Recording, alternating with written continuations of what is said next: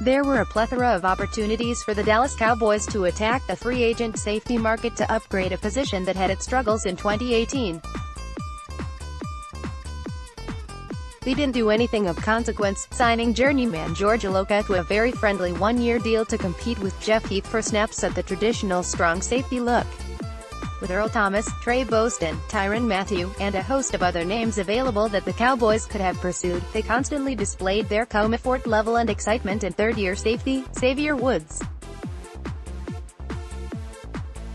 Cowboys Nation should join in their excitement. Xavier Woods is an ascending player for the Cowboys.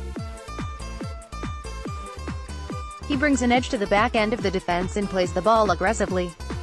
After a rookie season where he showed a lot of nice things, especially as a slot corner, Woods came back with an excellent second season in Dallas as the team's full-time free safety. According to Pro Football Focus, Xavier Woods allowed one reception every 31.1 coverage snaps, which was good for 11th in the NFL among safeties who played at least 352 coverage snaps.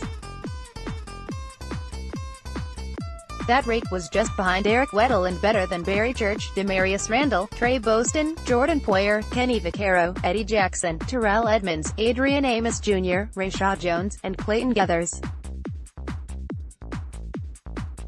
He had the sixth lowest passer rating against among safeties at 62.8, tied with Eric Weddle and better than Harrison Smith, Derwin James, Rashad Jones, Adrian Amos Jr., LaMarcus Joyner, Kenny Vaccaro, and Clayton Geathers.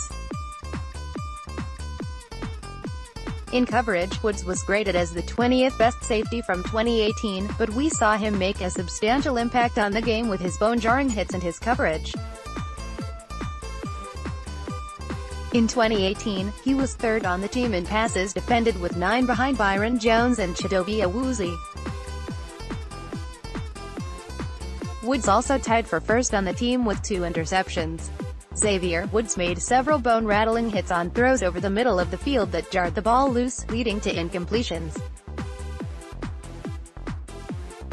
As the season wore on, he became more and more confident and provided the Cowboys with a physicality over the MDDLE that they've lacked in years past. It's entirely possible that the Cowboys draft a safety to add to the competition with Heath and Iloka, but it appears that the team is confident in what Xavier Woods brings to the table in their 4-3 scheme. With what he's shown over his first couple of years in the league, I'd expect him to man the middle of the field for a long time. He's got the work ethic and the respect of his teammates and will do an excellent job for the Cowboys. As the Cowboys continue to build their roster, we should feel confident that they have their free safety spot taken care of. Though they brought in George Iloka and still have Jeff Heath, the safety position is in really good shape with Xavier Woods manning the deep third of the field. The Dallas Cowboys hope to take the next step in 2019. While many expected to see an aggressive approach by the front office like signing a big-name free agent such as Earl Thomas, the Cowboys have stuck to their old plan. Their free agency has been a quiet one, but they've managed to find some good players at very decent prices. However, if you look at how the starters look like right now, there hasn't been much of a change, especially on offense. This isn't anything bad, of course. At the end of the day, this is the same football team that turned its season around and went 7-2 since November. Even still, Cowboys Nation hopes to see a change.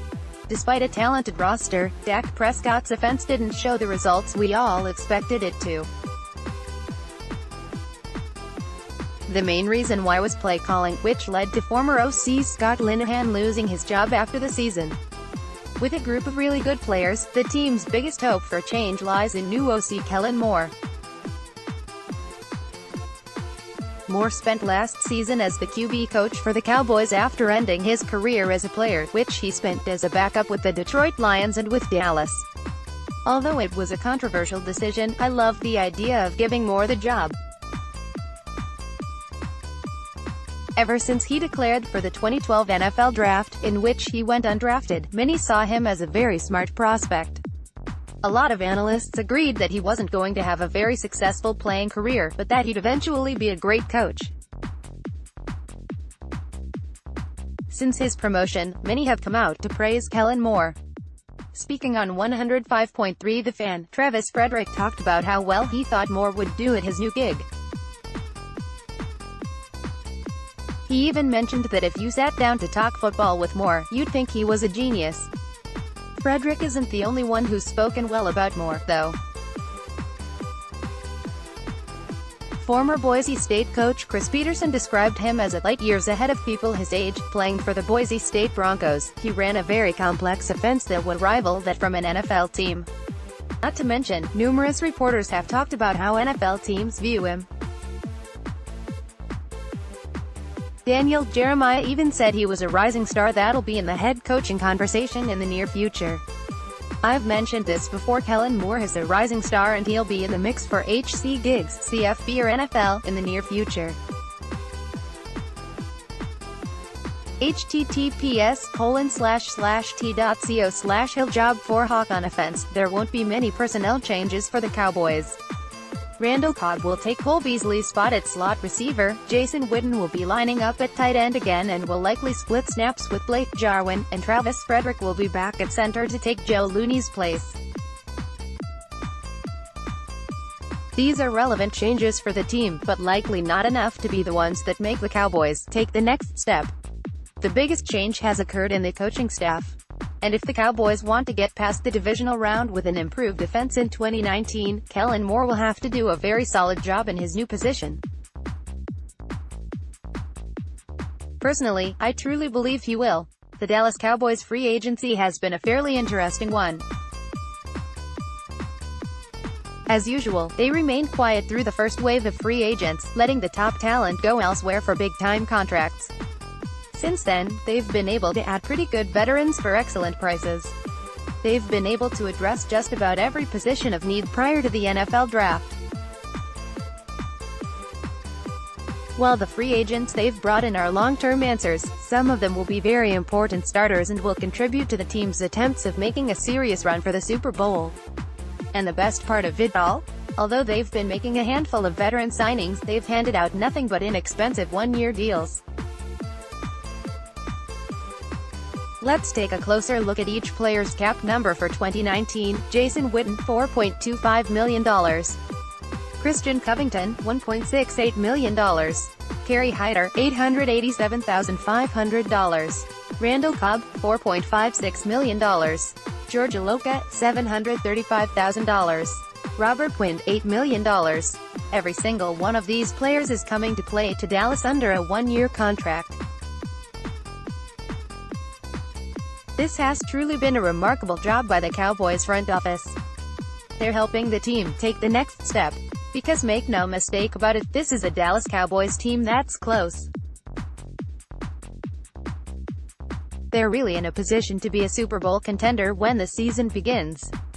What's impressive is that despite going after these veterans, they're not risking their future at all.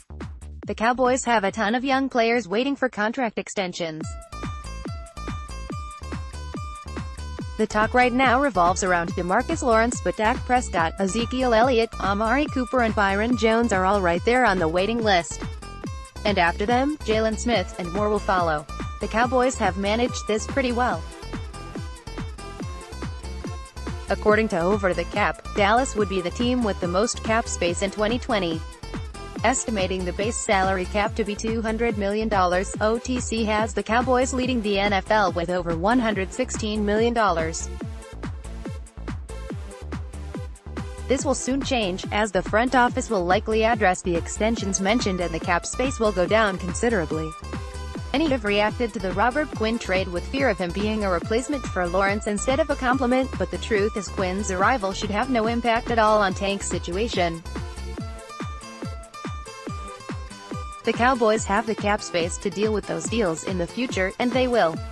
It's just a matter of being patient.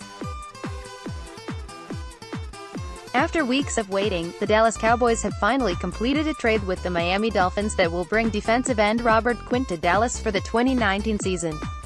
Robert Quinn will do a new one-year deal with With Robert Quinn now in the mix, the Dallas Cowboys have pretty much filled all of the holes to their roster and can now enter the 2019 NFL Draft without having to focus on any one specific position. That means they can truly draft the best player available with each of their 6 draft picks, which should make things that much more interesting. There is still several weeks to go until the first round of the NFL Draft kicks off April 25th, but don't expect the Cowboys to be sitting on their hands waiting. They still have quite a bit of work to do and could still make another move or two in free agency. But their main focus now should shift towards DeMarcus Lawrence and what to do about his potential long-term extension. It's been reported the Dallas Cowboys and DeMarcus Lawrence's representatives are still pretty far apart on the parameters of a new contract. Stephen Jones has even said the two sides are at an impasse, which is more than a little concerning considering how important Lawrence is to the Cowboys' defense. I'm personally not too concerned the two sides won't be able to come to an agreement eventually, but I do find myself becoming a little more concerned the further these negotiation tactics get drawn out. Unfortunately, that's led me down the road of thinking about what the Cowboys could possibly do if they decided to trade DeMarcus Lawrence. I'll go on the record right now by saying I think trading DeMarcus Lawrence is a bad idea. I just have a hard time seeing how they can immediately replace him. Having said that though, there is a trade scenario I could get on board with. For argument's sake, let's say the New York Jets got on the phone and wanted to trade for DeMarcus Lawrence. What could the Cowboys get as compensation? To answer this, let's take a look at the Khalil Mack trade between the Oakland Raiders and the Chicago Bears. Here's what went down to complete that trade. Bears received Khalil Mack, a 2020 second-round pick, and a conditional 2020 fifth-round pick. Raiders received 2019 first-round pick, 2020 first-round pick, 2020 third-round pick, and a 2019 sixth-round pick. Based on this information, the Dallas Cowboys should at least ask the Jets for their 2019 first-round draft pick No. 3 overall, and a 2020 first-rounder. That may be enough to sway the Cowboys to trade away DeMarcus Lawrence, but for good measure they'd probably ask the Jets to throw in another mid-round pick this year or in 2020. Let's pretend this happens. The Cowboys would now need to replace D-Law and now have 2 first-round draft picks and a potential mid-round pick from the Jets to do just that. That's not even mentioning the 6 draft picks they currently hold. If it was me, I'd go ahead and draft defensive tackle Ed Oliver at No. 3 overall and then sign free agent Ziggy Ansah to play opposite the recently added Robert Quinn. I think between the 3 of them they could adequately replace some of Lawrence's loss of production.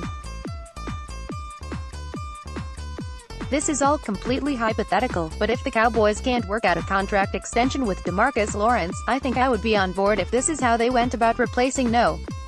90 after trading him away. Ziggy Ansah is no D-Law, but a defensive line with Ansah, Ed Oliver, and Robert Quinn is pretty intriguing. What do you think the Dallas Cowboys should do with DeMarcus Lawrence?